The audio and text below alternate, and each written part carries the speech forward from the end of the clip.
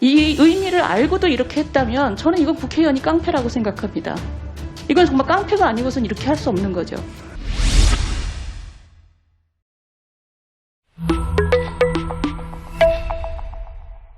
민주당의 국민밉상 대표 국회의원 김남국, 최강욱, 이재정, 황운하 등 60여 명이 넘는 여당 의원들이 법안 발의를 했고 마치 북한의 속도전을 보여주듯 대한민국 경제를 붕괴시키고 있는데요.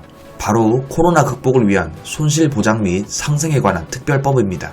이 손실보상 법안을 다음 달 통과시키고 3개월간 시행령을 만들어 오는 7월부터 적용되도록 한다는 방침이라고 하는데요. 간단히 말하자면 이번 코로나로 인한 자영업자 피해 보상 재원을 한국은행에 국채 직접 인수를 하겠다는 것입니다.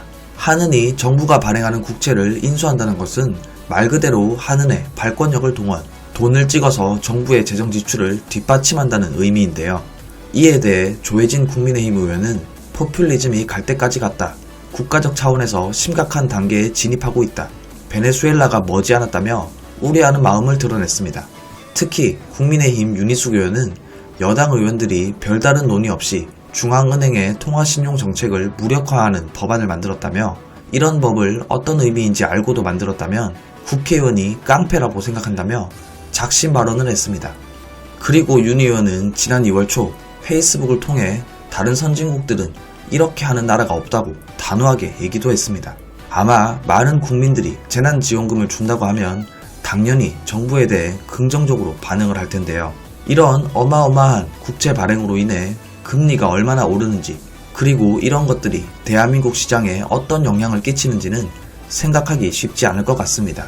윤 의원은 페이스북을 통해 이 법안을 만드는 여당의 속내는 선거용 선심 쓰는 것이고 이것이 시장에 미치는 영향에 대해 국민들 눈을 가리기 위해 한국은행이 강제로 국채 매입을 하는 것이라고 얘기했습니다. 우리가 저들의 속내를 바꿀 수 없다면 역시 더 많은 사람들에게 이번 일을 알리는 수밖에 없을 것 같습니다. 지난 1년간 국회에서 있었던 모든 폭거를 능가하는 법이 발의됐습니다. 중앙은행의 책무든 금리든 모든 것을 무시하고 돈을 찍어서 맘껏 쓰겠다는 법입니다. 이런 법에 김남국, 최강욱, 이재정, 황운하 등 60명이 넘는 여당 의원이 참여했습니다. 한 경제신문 기사는 이렇게 손쉽게 엄청난 결정을 하는 자들은 공무를 맡을 자격이 없다고 일갈하고 있습니다. 코로나 극복을 위한 손실보장 및 상생에 관한 특별법안은 국채를 발행하고 한국은행에 매입을 강제하는 내용을 담았습니다. 일명 부채의 화폐화를 법제화하는 것입니다. 이렇게 하는 선진국이 있을까요? 없습니다. 오히려 금지하는 나라가 많습니다. 돈을 써야 할 때는 대량의 국채 발행으로 인해 금리가 얼마나 오르는지 시장에 무리가 될지를 한국은행이 시장 상황을 보고 스스로 판단해 국채를 적당량 매입하는 것이 정상적 방식입니다. 그래야 금융시장에서 신호등 역할을 하는 가격, 즉 시장금리를 왜곡하지 않을 수 있습니다. 중앙은행이 자주적이고 독립적으로 이런 판단과 결정을 하는 건 역시 우리 하는 법의 기본 정신이고요. 이런 식으로 한다면 1. 자금 조달 시장의 가격 체계 자체가 망가지게 되니 금융시장은 망조의 길로 들어서게 됩니다. 2. 맘껏 돈을 찍어서 지출을 충당하곤 한다면 인플레 위협도 따놓은 당상이고요. 3. 무엇보다 중앙은행의 고유 역할인 통화신용 정책을 이렇게 국회의원들이 주무르게 된다면 중앙은행이라는 제도 자체가 무너지는 것이고 이런 나라가 국내외 금융시장에서 신뢰받거나 신용등급을 유지하는 것은 불가능합니다. 그런데 왜 이런 법을 만들겠다는 걸까요? 선거용 선심을 마음껏 쓰기 위해 국채를 왕창 찍되 당장 시장에 미치는 영향이 국민들 눈에 잘 안 보이도록 한국은행이 강제로 매입하게 하겠다는 것이지요. 그러니 선거라는 빈대를 잡자고 한국 경제라는 집 전체를 다 태워버려도 좋다는 것입니다. 아니면 자기가 무슨 짓을 하고 있는지 이해할 능력이 없든지요. 이들 국회의원들에 대해 기사에 소개된 한국은행 직원은 이렇게 한탄하고 있습니다. 경제에 대한 기본 지식도 없는 사람들이 왜 그렇게 자신있게 얘기하는 거지요? 한국 경제가 그들의 마루타입니까? 예, 총재님께 여쭙겠습니다. 오늘 나온 얘기들을 제가 이렇게 듣고 있으려니까 굉장히 공통된 이 테마가 중앙은행이 가진 어떤 무게감 이런 것을 이렇게 좀 혼란한 시대에 잘 좀 사용해 주십사 이런 부탁들이 많은 것 같아요. 그러니까 우리가 중앙은행의 통화신용정책을 완전히 정부로부터 독립시키는 것을 전적으로 IMF 이후에 98년, 그죠? 네. 그렇게 생각하면 되죠? 네네. 그 이후에 20몇 년 동안 중앙은행에 국민이 부여한 그 독립성을 잘 사용한다면 사실 누구의 눈치도 보지 않고 중앙은행장께서 중요한 방향에 대해서 발언하시고 이 논의의 진폭을 좀 줄여주는 인프라를 제공할 그런 역할을 지금 많은 분들이 저는 공통적으로 오늘 주문을 하고 있다고 생각을 합니다. 아까 우리 국채 직매입을 강제하는 이건 단지 그냥 양적 완화가 아니라 이 중앙은행의 통화신용정책을 무력화하는 강제 직매입을 법제화하는 이 법에 대해서도 저는 비슷한 맥락에서 보여요. 총재님께서 지난 가을에 여기 오셔가지고 부채의 화폐화에 대해서 반대한다, 바람직하지 않다라고 분명히 말씀을 하셨습니다. 네. 그리고 한국은행법 3조에 의하면 통화신용정책의 자주성을 분명히 보장을 하고 있고 20몇 년 동안 우리가 그 방향으로 계속 노력을 해왔지요. 그런데 그런 큰 원칙에 대해서 지금은 어떤 이유로 그런 것을 뒤집어야 된다라는 별다른 논의 없이 60몇 명의 국회의원들이 갑자기 이 법을 만들었어요. 그냥 네. 국채를 직매입하는 걸 강제화하는.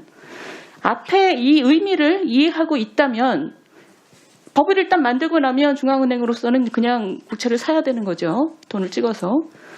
이 의미를 알고도 이렇게 했다면 저는 이건 국회의원이 깡패라고 생각합니다.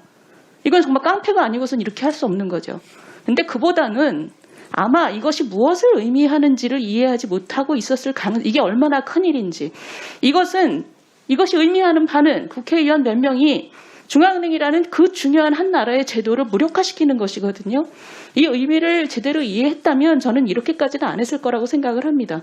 이것을 보도한 신문의 기자가 하는 직원의 말을 사이트를 했어요. 하는 직원의 말이 경제에 대한 기본 지식도 없는 사람들, 국회의원들이 왜 그렇게 자신 있게 얘기합니까?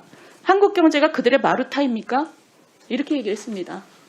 저는 여기 굉장히 공감하는데 문제는 여기에 중앙은행이 전혀 책임이 없다라고도 얘기할 수 없다고 저는 생각을 합니다. 그러니까 이런 역할을 이런 어떤 근본적인 지적인 인프라를 제공하고 중요한 시점에 방향을 제시하는 역할을 이제까지와는 달리 솔직히 중앙은행이 국민들이 부여한 이 독립성을 어떤 마찰을 피하고 굉장히 편안하고 완온한 중앙은행의 생활을 보장하는 데 사용하고 있는 게 아닌가 하는 의심들을 지금 하는 거죠. 그러니까 그런 인식을 좀 불식시켜 주시기에 역할의 변화를 오늘 많은 분들이 요구하고 있다고 생각을 합니다. 같은 차원에서 하나만 더 말씀드릴게요. 아까 중앙은행의 기본 목표에 고용을 포함하는 것에 대해서도 통화신용 정책으로 고용에 영향을 줄 수 있지요. 그러나 그보다 훨씬 더 중요하고 상위의 문제는 통화신용 정책이라는 정책 수단은 하나인데 정책 목표를 인플레이션 타겟팅과 고용 두 개를 넣는 순간 두 개 다 망가져도 핑계가 언제나 있게 되는 거죠. 그래서 저는 사실은 우리 한국은행의 행태상 이거를 반기지 않을까 하는 의심도 하고 있었는데 오늘 총재님 말씀하시는 걸 보고 저는 사실 조금 안도를 했습니다. 그러니까 이 책임을 완전히 면할 수 있는 것이 정책 수단 하나에 정책 목표 두 개를 부여하는 거죠. 저는 그렇게 생각을 합니다. 근데 이런 얘기가 나오는 많은 이유 중에 하나는 다른 나라의 예를 많이 예를 드세요. 근데 다른 나라의 예라는 게 통화신용 정책의 독립적인 역할에 대한 중요성을 잘 인지하지 못했던 예전 대공황 때나 50년대, 60년대, 70년대까지 이런 걸 많이 도입했다가 제가 알기로는 그 이후에 지식이 쌓이면서 사실 없앤 나라도 많이 있습니다. 중앙은행이 이것에 대해서 가장 잘 지식을 축적하고 있을 테니 어떤 맥락에서 어떤 나라들이 이런 목표를 들였고 이후의 상황 변화에서 어떻게 변화했는지 그 케이스를 잘 조사하신 게 있으시면 그거를 이 기재위 국회의원들한테 좀 돌려주시면 정말 이 논의의 진폭을 줄이는데 도움이 되겠습니다. 감사합니다. 여러분들의 추천, 구독, 공유, 후원이 자유대한민국을 지킵니다.